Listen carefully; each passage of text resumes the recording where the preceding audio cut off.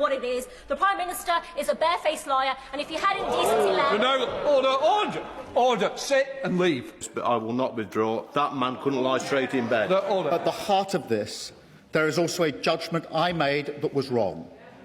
I should not have appointed Peter Mandelson.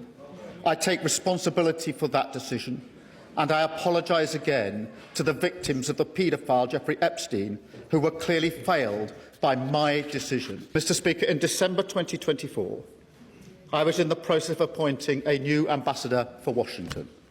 A due diligence exercise was conducted by the Cabinet Office into Peter Mandelson's suitability, including questions put to him by my staff in Number 10. Peter Mandelson answered those questions on the 10th of December, and I received final advice on the due diligence process on the 11th. I made the decision to appoint him on the 18th of December. The appointment was announced on the 20th, and the security vetting process began on the 23rd of December 2024.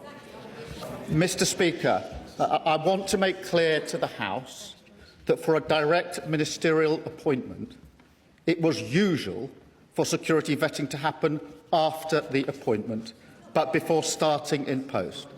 That was the process in place at the time. His reputation is at stake. Everyone is watching. It is finally time for the truth. Earlier today, Mr Speaker, Downing Street admitted that the Prime Minister inadvertently misled the House. The Prime Minister has chosen not to repeat that from the dispatch box.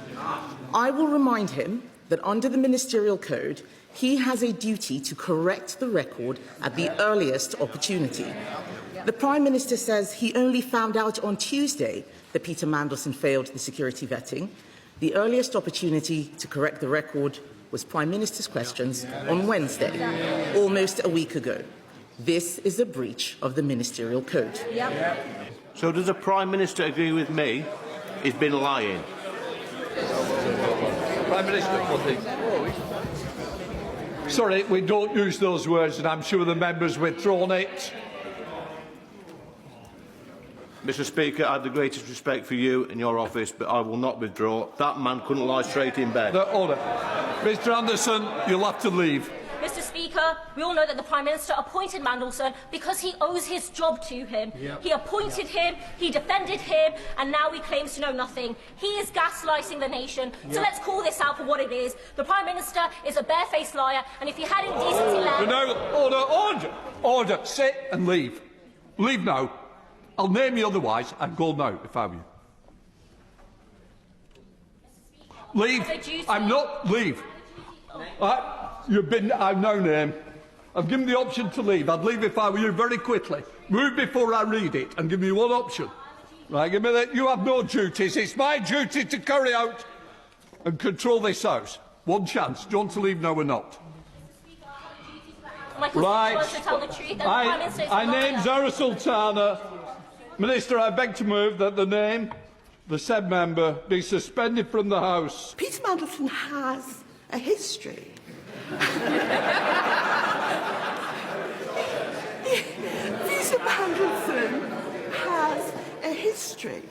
And what this House wants to know is why, knowing Peter Mandelson's history, going back now 30 years, and given what has been known, it's one thing to say, as he insists on saying, nobody told me.